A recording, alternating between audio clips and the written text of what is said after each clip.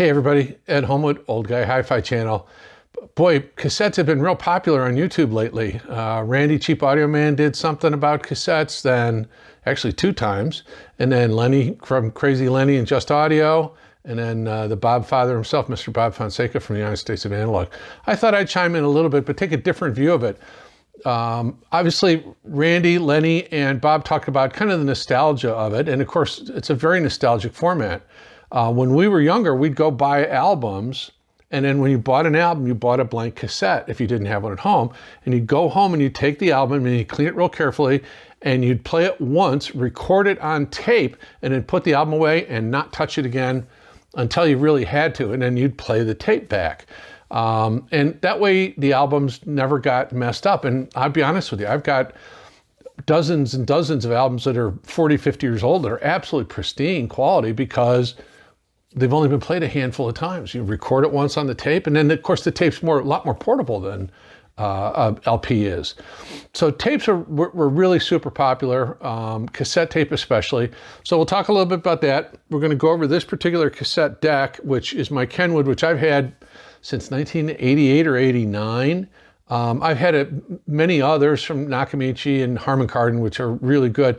And we'll talk about that kind of stuff in just a minute. So I'm going to go ahead and cut away. We're going to move the camera up, and I'm going to kind of give you a run through of the different features on this particular cassette deck. All right, so this is the cassette deck I'm just using as an example. It's a Kenwood KX3510. It's a very nice deck. It's mine. I've owned it since new, 1988 or 89. And of course, we've got a tape in it, and we'll talk about different kinds of tape in just a minute.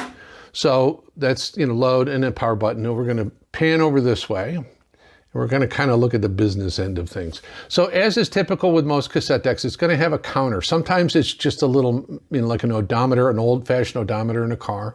Then there's a status thing which shows maybe the tape type or whether or not you've got your Dolby noise reduction on. And then either VU meters or electronic LED meters like this. And I actually think that the electronic meters are a little easier to use and more accurate than VU meters. And then we've got pause, we've got record arm pause, which allows you to start recording, pause the tape, set your levels with your record level button, and then go ahead and release it. Bidirectional play, because this is an auto reverse deck, stop, and then fast forward rewind. Now this has a unique feature called auto bias. And we'll talk about that when we get to the particular tapes. Index scan, this has a feature to find the next song just by pushing the fast forward or rewind button. It'll go to the blank space between songs. I will warn you, however, if you record from a stream and you're recording an album, most of the time, that's gapless. So it's not gonna find those breaks. It used to be on LPs that there was obviously a significant second or two between songs, and this can find that as a blank spot on the tape. Blank search, this will, if you have something on the tape that you've recorded and you had to stop and go away and come back, this will take you out and find that blank search or find that blank area, and then the counter reset. Now you have a play option here where it just plays in one direction, plays in both directions, or it plays continuously flipping back and forth. So if you had a tape in and you want to play it all day, that's the setting. Then timer, record, play. You can set it to go off if you have an external timer connected to this, and it was a Kenwood option, then you can go ahead and use that.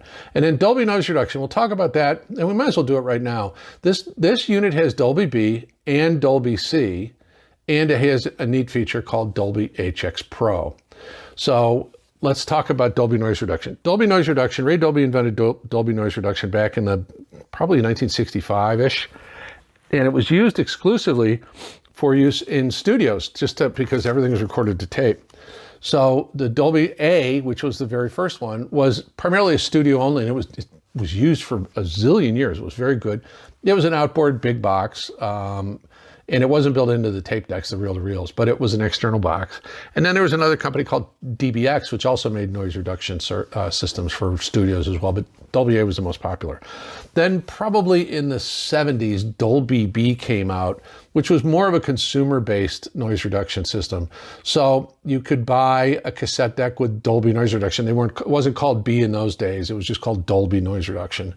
And then you would have a quieter tape. But what it did was it kind of cut the tape hiss, but a lot of people felt like it removed the high frequencies. It didn't. The high frequencies were kind of still there. They were just a little bit muted, and there wasn't a lot of, that hiss information that we would call air in a recording. You're just not going to get that on a tape of Dolby B. So Dolby B ran its course, and it was used forever. Almost all machines had Dolby B. A lot of times you just see in your car stereo Dolby. That was Dolby B.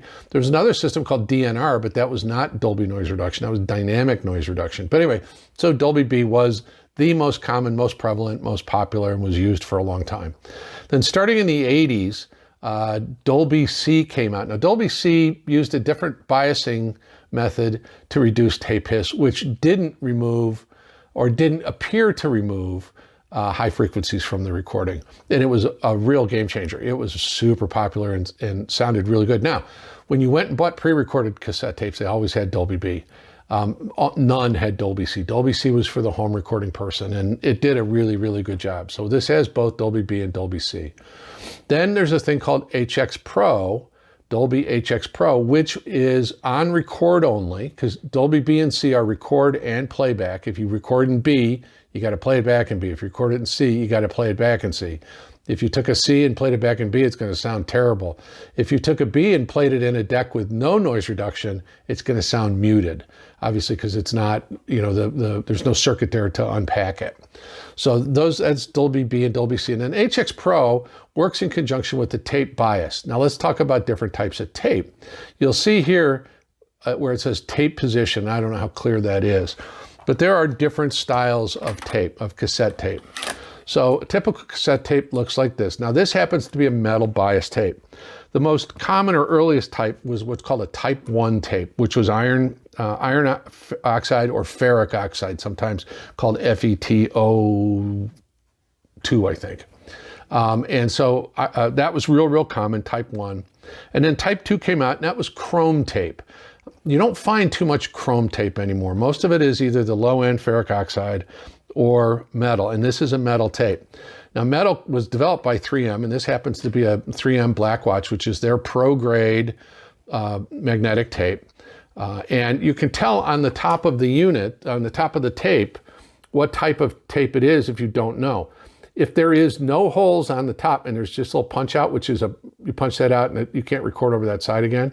But if there are no holes along the top, it's a type 1.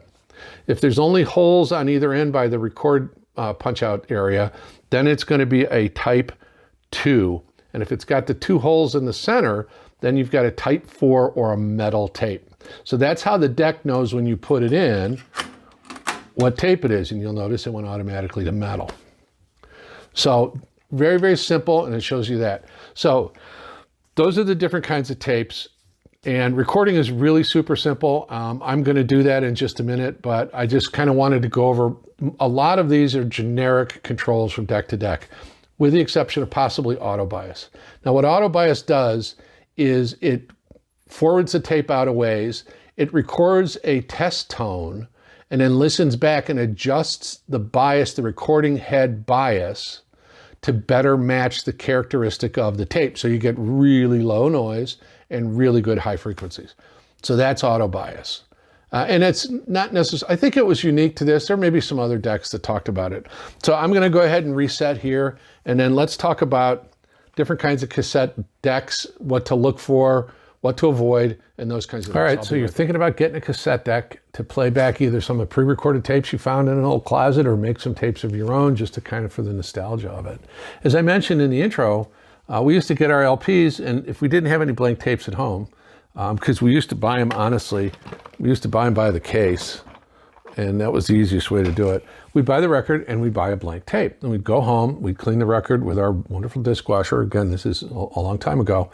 And we would play the album and record both sides, and then we'd put the album away and not touch it. And we'd play the tape rather than the album. And again, that's why I have so many really old albums that are in pristine condition.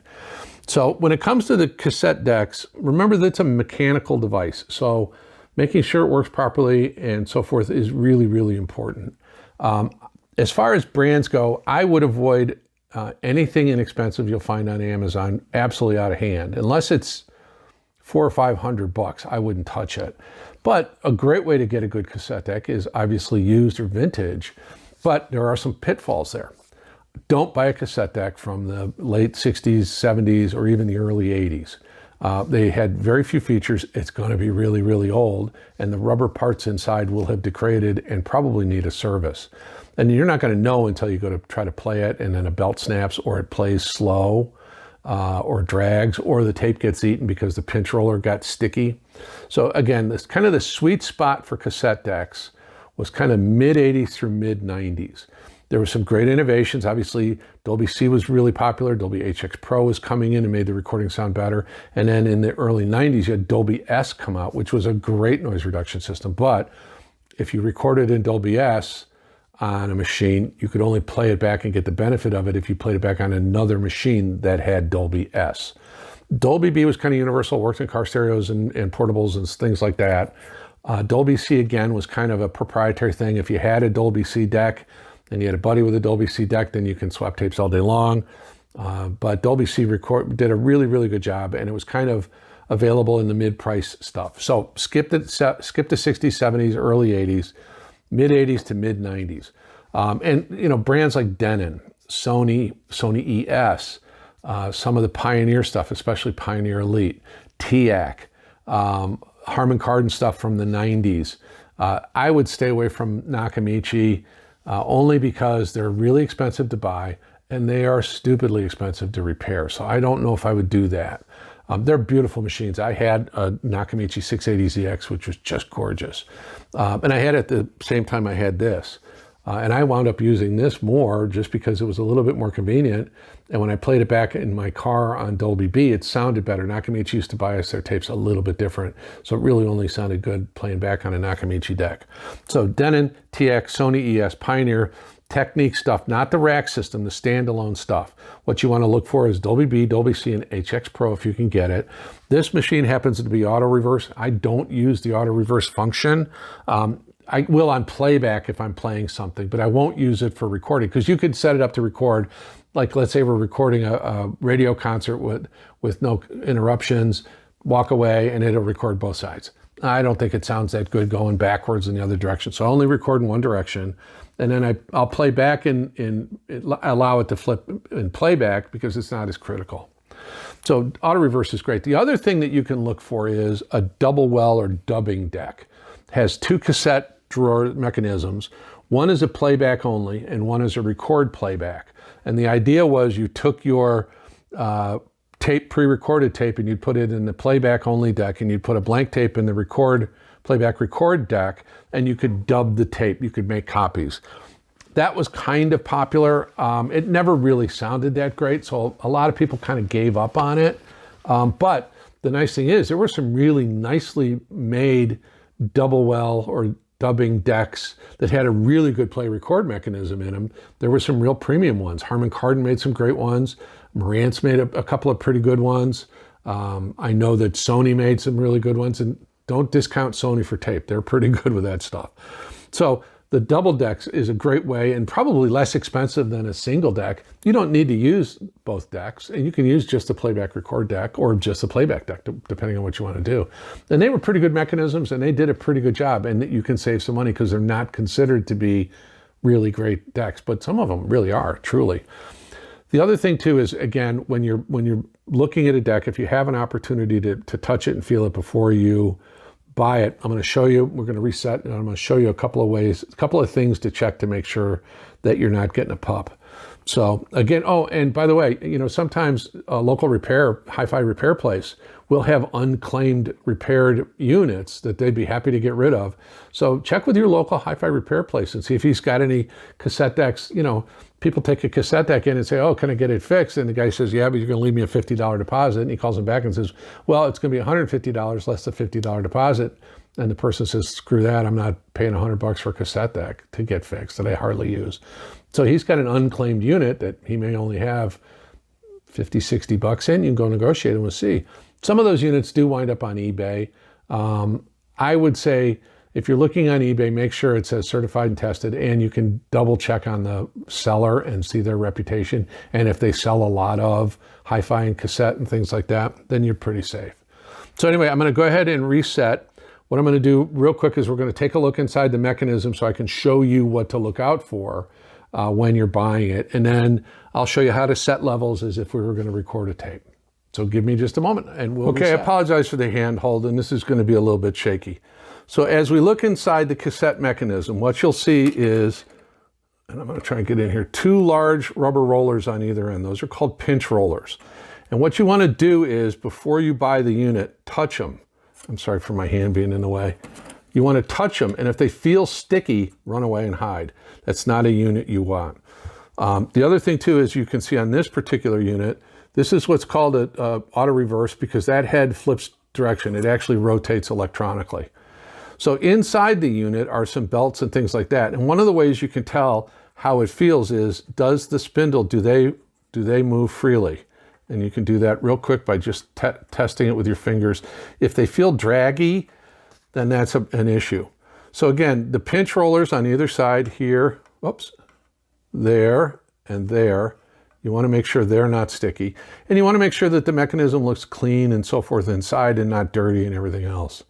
And it's easy enough to blow it out. But you can clean the heads with alcohol, just rubbing alcohol on a Q-tip, and go left to right as you clean it. Don't go back and forth. Don't go back and forth, go left to right. And on the pinch rollers, you can't really use alcohol on those. I don't recommend it. If the pinch rollers are sticky and gone, then it's time probably to get a new deck, or if you want to pay for it to get repaired, you could do that, but parts are hard to find. So I'm going to reset, and we're going to talk about how to make a recording. Well, as you can see in here, I'm rewinding the tape. I fast forward through and I'm rewinding back to, again, it aligns the tape inside the cassette mechanism itself to the actual cassette player mechanism. And I think it does help make sure that you get a good recording. So you can see the counter reset. So I'm going to go ahead and reset the counter. Now, one of the things that I would recommend you do, honestly, is go ahead and turn your record level down. Go ahead and hit your record button and wait 5 seconds, and then hit pause. Usually the clear leader, the beginning of the tape, is about 5 seconds long. So now we're set to record starting from this point. So I'm going to go ahead and start the music I'm going to record, and you'll see the levels there. And I'm going to bring them up slowly. So you'll notice they go into the red, and then it's hard to see, but there's a little Dolby symbol in that, right in that VU meter right there. So what we want to do is on peaks, we want to have the peaks hit at about that section. So let's see where we come into that. I'm sorry, I blocked the camera. So the closer you can get to the Dolby symbol, see, there you go. That's pretty much perfect. So now I can go ahead and stop and restart that. And then what I typically do, and I'm recording from a stream at this point, is I will go ahead and hit the record, let it get settled in and start, and then go ahead and start recording.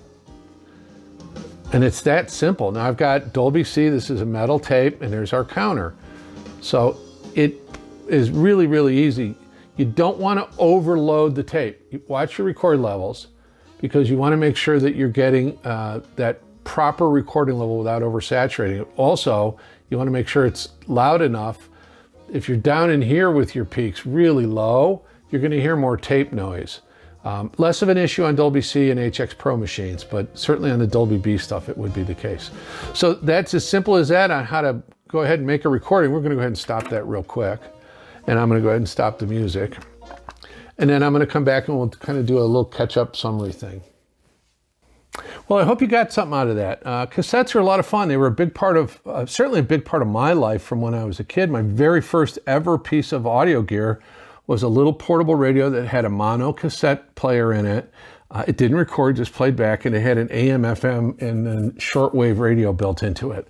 And I used to take it up to camp in northern Michigan, so at least I could play a tape. And my first tape was Sgt. Pepper's. So anyway, cassettes are fun.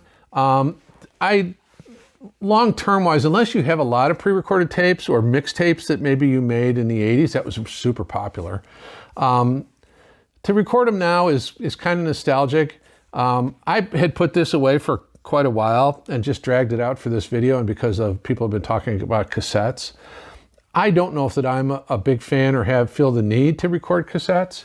Part of the wacky thing though is I have got cases upon cases of this 3M Blackwatch studio grade tape unopened. And actually those are unopened in there too.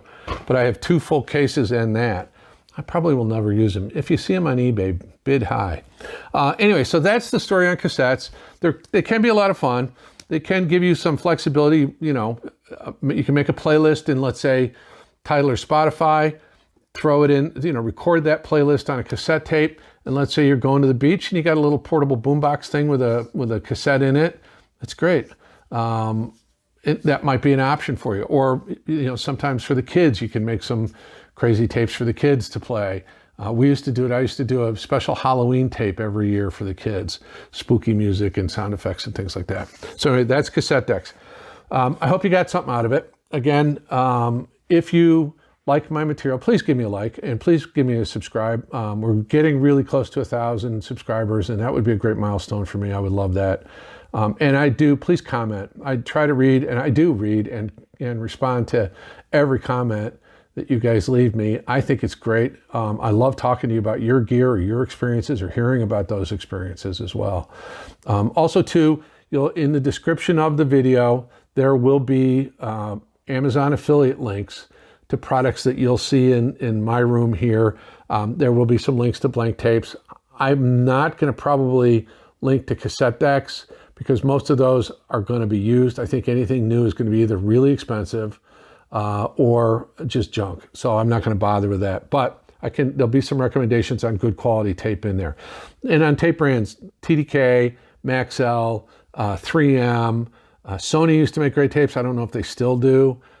Those are probably the big ones. Maxell and TDK are probably the 2 most famous. There was also a brand called That's Tape made by Toyo Ueden, which was really, really good tape, but I haven't seen them in a million years, so I don't know. So again, if you think what I'm doing is fun, please give me a like, please subscribe. I'd greatly appreciate it. And please comment. I love to read your comments. So this is Ed Homewood from the Old Guy Hi-Fi channel signing off. Thanks so much.